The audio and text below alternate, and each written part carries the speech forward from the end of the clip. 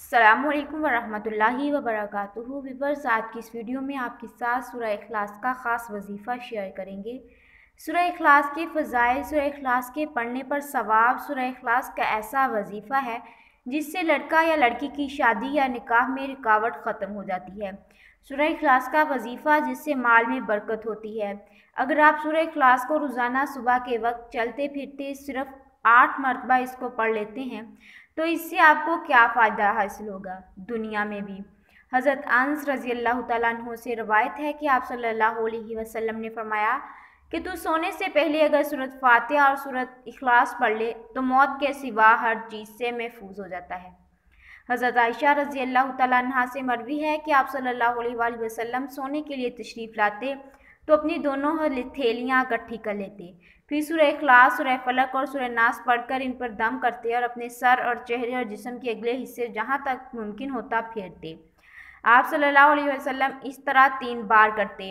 आप सल्लल्लाहु अलैहि वसल्लम ने फरमाया, घर में दाखिल होते हुए जिसने सूरह इखलास का विर्द किया उसके घर से फ़िक्र फाका हमेशा के लिए ख़त्म हो जाएगा। सूरह इखलास के चंद वज़ाइफ आपको बताते हैं। आप कौन से मसले के लिए कितनी बार सूरह इखलास पढ़ सकते हैं। सर दर्द के इलाज के लिए कुछ लोग सूरह इखलास को सर दर्द के लिए दम के तौर पर इस्तेमाल करते हैं।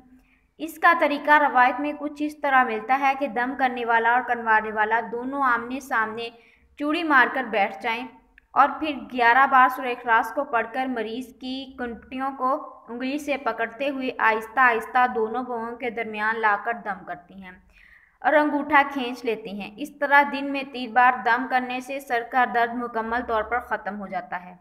बच्चों का फौत हो जाना। कुछ ख़वातीन के बच्चे अवाइल उम्र में ही ज़ाया हो जाते हैं। हमल के पहले महीने देसी अजवाइन 1 पाव, काली मिर्च 1 पाव, शहद 1 पाव लेकर अरूज माह में 100 बार सूरत इखलास पढ़कर इन पर दम किया जाए। फिर रोज़ाना 1 चुटकी अजवाइन और 3 काली मिर्च लेकर उंगली पर शहद लगाकर खिलाते हैं। व्यूअर्स, अच्छी बात दूसरों तक पहुंचाना सदका जारिया है। वीडियो को सवाब की नियत से दूसरों के साथ शेयर करें। मिलते हैं किसी और वीडियो के साथ, तब तक के लिए फ़ी अमानिल्लाह।